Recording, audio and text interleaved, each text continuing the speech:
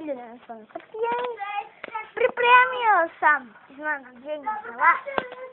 Juče nam je bio, neki znaju, neki ne znaju, rođendan mom kanalu i ostalom. I da, juče je bio mom kanalu, a danas Fulčevi braći. Dobrodošli. Hvala ti YouTube-u. Dobrodošao.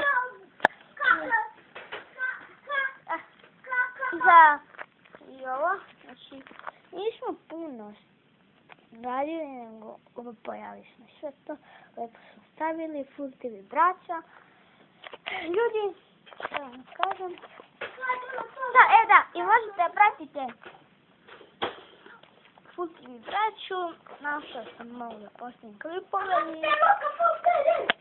a i neki veruju da sam ih prošle godine napravio, neki ne, ali nisam snimao, tek ove godine sam počela snimati, tako da ostavite. Da, i pre nego što završim epizodu,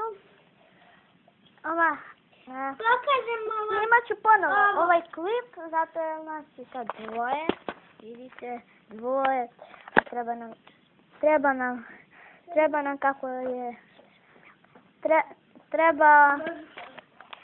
treba kako još jedan, sad mi brat izvini, dobro, još jedan naš brat, Luka Full TV. hvala vam na jednom subscriberu i vidimo se. Vidite nas.